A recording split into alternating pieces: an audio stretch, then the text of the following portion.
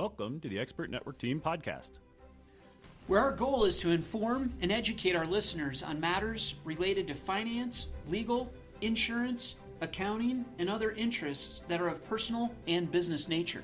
We hope you will find our content useful as well as entertaining. The Expert Network team consists of Karl Frank of A&I Financial, Mike Miller of Miller and Associates CPAs, Jeff Cromendike of Security First Insurance Agency, and I'm Nathan Merrill. I'm an attorney at Goodspeed Merrill. Together, our independent team combines our expertise to provide you insights and solutions, some straightforward, some profound, for real-life opportunities we see on a daily basis. We hope you enjoy the information contained in today's podcast and find it useful. If you'd like to learn more or desire to meet with any of the Expert Network team members in person, you can contact us at info@expertnetworkteam.com. That's info@expertnetworkteam.com. We encourage you to take advantage of a free consultation with any of our team members. Just mention this podcast when you schedule your appointment. Now on to today's podcast. Welcome, everybody, to today's podcast. I'm Karl Frank, and I'm here with the entire expert team again. This is so exciting. To my left is Mike Miller, CPA. How are you, Mike? Good. How are you? Great. Good. I've got Jeff Cromendike, insurance expert, Security First Insurance. Jeff, how are you doing today? I'm doing fantastic. Thank you, Karl. Thanks always for having me once again. It's so good to see you, my friend. Thank you. And to my right, To the very right. To the very, very right. There's as something always, behind that. Political pun intended. Every political pun intended. To my right, very, very right, Nathan Merrill, attorney at law with Goodspeed Merrill. Today, we've got Shelley Doan. How are you, Shelley? I am great. It's great so to be great here. to see you again. Oh, my goodness. Yeah, So we're going to you. have a great time today because today we're going to talk about horror stories. We're going to get scary. Shelley's going to share with us some of the horror stories that you've seen in your professional practice with some of the people who you know and care about. And the rest of us are just going to pipe in and give us give as much advice as we can. And today's podcast in particular is designed to help dentists and medical professionals running their own businesses because this is Shelley's area of expertise. So without further ado, Shelley, I'm just going to ask you right up front, what in the world is going on and why do you want to scare us? Yeah, be afraid. Be very afraid. Please be afraid. It's almost that time. So I think this is something that's been accelerated by COVID as people are moving to a more digital world. The bad guys are just having more opportunities. My personal opinion, a lot of rookies are moving digital and really setting themselves up to get robbed blind. And so there's a lot of assumptions that customers make. I can... give everybody, I'll post my online banking password to my Facebook profile and the bank will just make good if I get, hacked. That's not the world we live in. So understanding that as a consumer, especially as a business owner, you need to take some responsibility to safeguard those accounts. We do everything we can to keep our customers safe, but there's only so much we can do. We really need the cooperation of our customers to help them keep their accounts safe. And especially with the digital world, the bad guys are really sophisticated. They're really smart. And they're figuring out new ways every day to trick people into stealing their money. So we're not talking like hack type of cybercrime for the most part. We're talking like mimicking and spoofing and... Yeah, there's all kinds of crazy stuff going on. So most recently, the most recent one I heard about that really blew me away was what they'll do is they'll just get a paper statement out of the mail, or they'll figure out a handful of your transactions. They'll call you. They'll spoof a phone number. It'll look like it's coming from your bank. And they'll say, we have some transactions that look weird. Can you confirm this? Did you spend $32.50 at Yaya's? Yep, that's correct. They'll list a couple legitimate transactions. And then they'll say, did you spend $5,000 in Bosnia for nuclear weapons? Or, some crazy thing. Yes. And, yeah. Actually, I did. Yes. Doesn't surprise me, Nate. If the bank asks, the answer is no. No, so it freaks the customer out. They kind of go into panic mode. Say, okay, it looks like you've been compromised. We've got the solution. First, I need to verify your identity. I'm going to text you a 4-digit code. Read that code to me when you get it. What they're actually doing is they're sitting on your online banking profile, resetting your password. And once you read that 4-digit code to the person on the other end of the line, they've changed your account password, wired the funds out, and the money's gone before you hang up the phone. So it's a pretty ingenious, and they're pretty good at it. These are not. That one is so clever. Yeah. I can easily see people falling for that. That's Yeah. crazy. So all they're really doing is asking. They're clearly faking something. They've got enough information to get you scared. On the phone, they sound legitimate. And then all you do is you give them the 6-digit code that shows up on your phone, because they've got all that from whatever it is, your statement or somehow. And boom, at that point, it's They're done. in. Yeah, your money's It's gone. done. Yeah. And these aren't the guys calling from India telling you that you're being sued by the IRS. I mean, these are legitimate sounding people who really sound like they work at a call center at a bank, and they're there to protect you. So just know banks will never ask for that 4-digit password. Know the security protocols of your specific bank. I think all banks these days are doing everything they can to prevent these types of things from happening. So yeah, just know that you'll never be asked for your full social security number. Know the things that banks will ask for, and they do need to get some information from you when you're interacting with the bank. But know that those are usually posted on their website. So know what that protocol is and make sure they're following it. And so let's just assume that happens. Is the bank standing behind any of that type of activity? It depends, and this is something it's an ever evolving world that we live in. We had been seeing, I should say, kind of a trend towards, in general, more liability being shifted to clients, to consumers, especially on the business side. If you own a business, you really should have some sophistication and understanding. On the consumer side, there's still a lot of protections around that. Another example of kind of that shifting, shifting liability is most banks, if you are initiating ACH or wires through some sort of an online portal. Most banks have gone through, KeyBank is no exception, and proactively reached out to every customer and said, look, here's what you need to do to protect your account. One of those things is dual authentication. So one person with one logon at one computer will create the transaction. Someone else at another logon at another computer will authorize and send the transaction.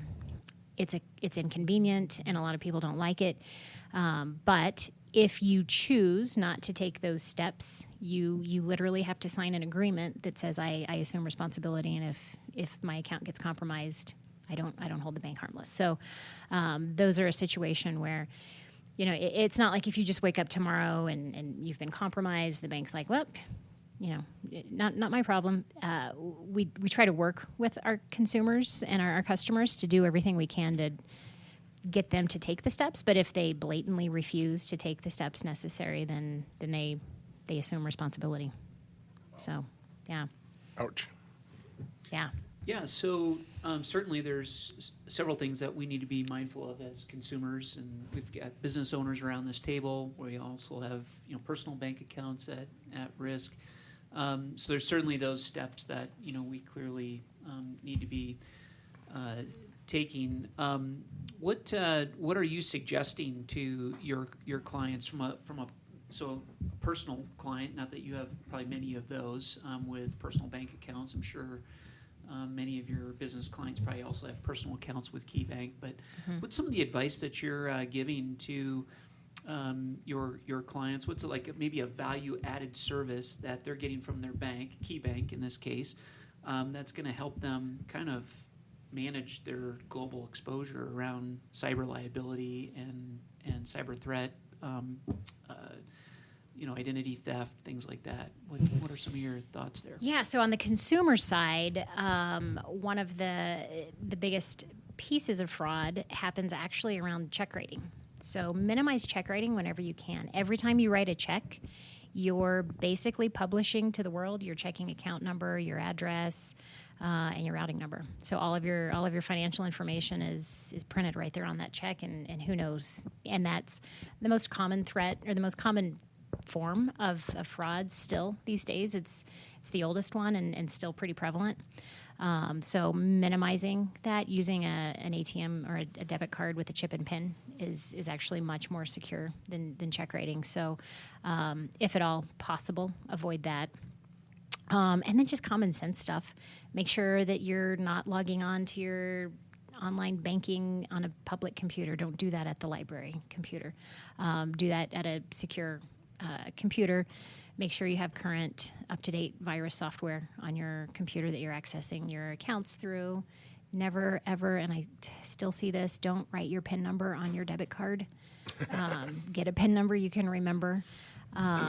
Use different passwords for different accounts. I know that it's hard and it's inconvenient to keep track of all those passwords, but don't use the same password for your Gmail as you do for your online banking, because those, everybody's becoming compromised, and if one account gets compromised, you don't want everything, your entire world, to get compromised. So yeah, there's just a lot of common sense stuff, I would say, but and assume it's going to happen. I think a lot of people just kind of think it's not going to happen to them until it does, and it's just a matter of time, really. The other issue that I've seen prevalent, I have a client who works exclusively with LifeLock. And every year we go down to their conference. No, we didn't go last year because of COVID, but they always have this fantastic presentation on how criminals are accessing your information. And along the lines of what you just said, one of the biggies is people, and I'm not a computer expert, but some way there's a way, like on the computer, when you type in your credit card, it saves it in Chrome. Mm-hmm. So next time you access something, you want to pay something, so it pops up and goes, oh, you want to use this credit card? Well, that's stored somewhere on your computer, and it's popping up and asking you want to use this information. So if someone can hack into your desktop or your laptop, all they got to do is try to buy something, and that pops up, and then they access that information. One of the most fascinating things I saw at LifeLock was they had one of these cyber criminals come in. And he was a criminal. He'd been arrested. He'd served jail time, but now he's kind of the professional guy that's working with the organizations to prevent this. And he invited somebody up from the audience, who I knew it wasn't a setup. I knew this person. And they were called up, and they said, do you have a Facebook account? I said, yeah. You mind logging into your Facebook account for me? Now, this wasn't visible to everybody on the screen. And so in 5 minutes, he went in and hacked into her personal information, got into her bank account, accessed all of her credit cards. And he asked her, he says, are these your accounts? And she was just terrified. Cow. Terrified. He did it in 5 minutes. And people are sitting at home doing this day in, day out, hour after hour, 24 hours a day. Trying to access people's computers and find this information. And he did it just by accessing some corp piece of information on a Facebook message that she posted. Got into her Facebook account and was able to back end, in 5 minutes, access all of her banking and credit card information. It was fascinating. Yeah, that's pretty remarkable. I read somewhere, you see those Facebook posts about, your gangster name is the street you grew up on and your pet's name. Well, guess what? How many people have their pet's name and the street they grew up on as one of their passwords? Or security questions. Right. Yeah. So going back real quick to the payable side of things, in terms of how banking's kind of evolved to address the check writing, I think we've talked about the matching.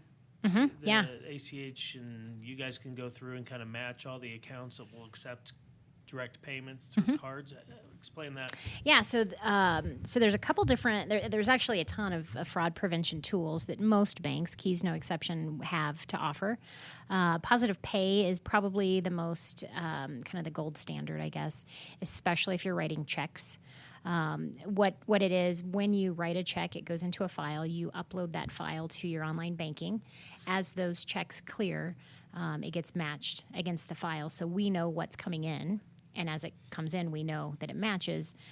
If there is a check that comes in that isn't included in that file, we'll call you and say, hey, there's this check.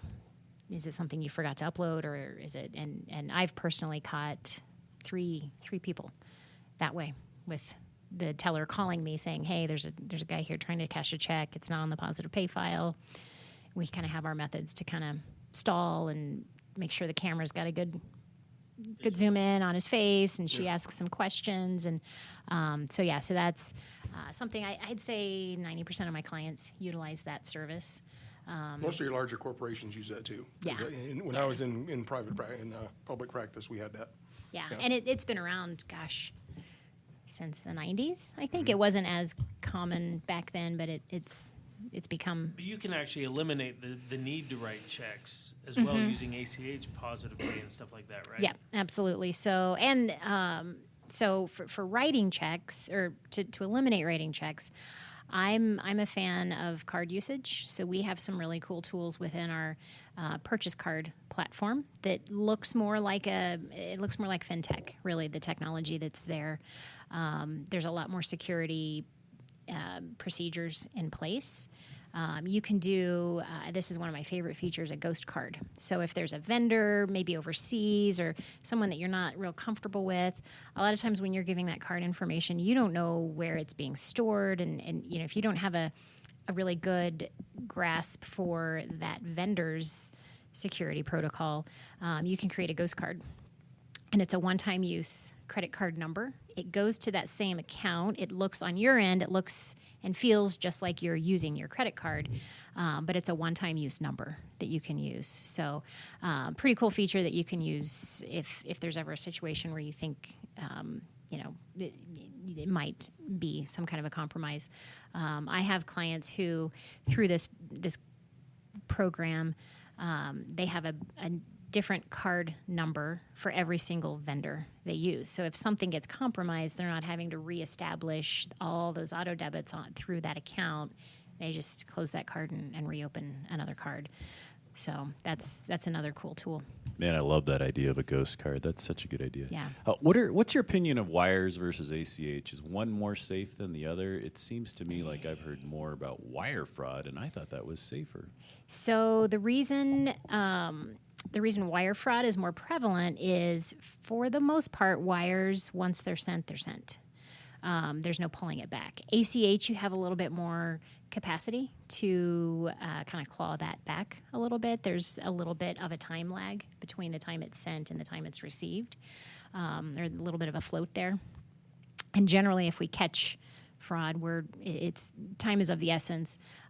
More often than not, once a wire is sent, it's much harder to recall the wire. You can't really send it back. What you have to do is there's a really interesting kind of intra-bank cooperation network that KeyBank's fraud department works with Wells Fargo's fraud department, and there's sort of this network of bankers that if we receive funds that were wired into one of our accounts fraudulently through kind of some legal mechanisms, we can work with the other bank to kind of send those funds back to the ultimate victim, basically.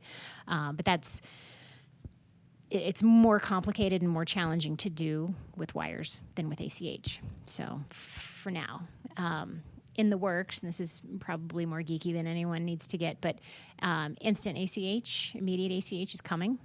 It's a product that's being developed. And once ACH becomes more instantaneous like that, it's going to be the same. And I think we're going to see more fraud within ACH once that happens. And that's really the biggest challenge in kind of building that program out, or that product out. So, Shelley, real quick, kind of in closing, what is your opinion around some of the pay apps out there? We think of Venmo. I think even some of the banks on their online banking have Zelle. Yeah, Zelle. We won't mention the bank on that, but I'm sure many banks have probably that option. How secure are those from your understanding, and what's your opinion? Yeah, so Venmo, less secure probably than some of the other P2P platforms. Zelle can be pretty secure. Obviously, there's always an opportunity for an account to be compromised, but with Zelle, one of the unique things about it is if you set it up through your bank, which a lot of banks kind of interact with Zelle in that capacity, there's sort of two ways that you can send money through Zelle. And if I'm sending money to you, my bank uses Zelle, your bank uses Zelle, you're kind of protected by the layers of security that banks use. If my bank doesn't use Zelle and I'm sending money to you using Zelle, it's the fintech world, which right now is kind of the Wild West, and there's fewer security protocols in place there. So it varies. It depends for the most part. But I personally prefer Zelle for security reasons over Venmo. Apple Pay is atrocious. It's really not a good way to go, in my opinion. Super convenient, but it's not great. So Thank you. Shelley, thank you so much. This was another great conversation with you. We learned a lot again today, including the pay apps here at the end and which one's more secure. We talked about minimizing check writing, the worries there, a personal concern of mine, ACHing and wiring and sending money to my clients, which is safer. And then this horror story that you have about somebody just getting so easily manipulated by sincere-sounding fraudsters. Oh, my gosh. We really do have to be safe out there. So, Shelley, thank you for sharing your expertise. yeah, thank you. Thanks for having me. Well, everybody, it's been a pleasure to have you. Jeff, Nate, Mike, guys, any closing thoughts? Be careful. Can I share a quick story? Oh, please do, Shelley, yeah. So I obviously work at a bank. We were running around one Sunday, taking the kids between games, ran through a drive-through, and used my card. It was rejected. And I didn't think much of it. We used a different card, and I moved on. Later that night, it was a Sunday night, I thought, when I go into the office tomorrow, I'll check on that. I get a call from the bank, and this is someone who works at a call center. She's a coworker. I don't know her personally, but I think she knew who I was. And she said, there's been some weird-looking transactions on your account. We went ahead and shut the card down. Somehow something happened, and I was like, okay, what are the transactions? And she kind of rattled off the transactions, and I'm like, yeah, that one's legit. And she's like, there's this other one from overseas. And I was like, okay, well, who's it to? And she goes, it's a website. I could hear her blushing. She goes, it's kind of dirty. And I was like, what's the name of the website? Now I got to know. And she wouldn't say. She never told me. I had to ask my husband just to make sure and verified, no, it wasn't neither of us. We're not using the card for that. I wouldn't use the one I work at anyway. But yeah. So yeah, even me, as much as I beat that drum. It was Disney. Yeah. Disney. Yeah, Disney.com, Disney Plus. Yeah, no, it happened to me somehow. My bank was we were lucky enough to catch it, and still to this day, no idea how it happened. But yeah, I thought that was kind of funny that this poor call center worker was having to ask if I used my card for porn. So yeah. What's even funny when you think about it, when you go someplace like to a restaurant and you give them your credit card or your debit card and they walk away with it, who knows what they're doing with it? Yeah, that's why they don't emboss them anymore. It's flat, so they can't lift those numbers as easily. But now everyone can take a picture with their phone. Yeah, exactly. So yeah. Thanks again, Shelley. Thanks wonderful for having conversation, and we look forward to seeing you again. Yeah, thank you. Thank you for joining us today. Hope you enjoyed the information we shared. If you enjoyed this podcast, please feel free to share it with someone else. And join us next time. If you want to meet with a member of the team, please contact us at info@expertnetworkteam.com. That's info@expertnetworkteam.com. If you have special topics you'd like to hear about, please reach out to us and let us know at the same email address. Again, that's info@expertnetworkteam.com. Thank you for joining us, and have a great day. Thank you for listening to this podcast. We want to remind you that listening to this podcast does not establish a client-professional relationship with any of the firms represented, nor does it constitute legal, investment, or accounting advice, and the views are those of the professionals only. Investment advisory services may be provided through A&I Financial Services, and securities may be provided through A&I Wealth Management.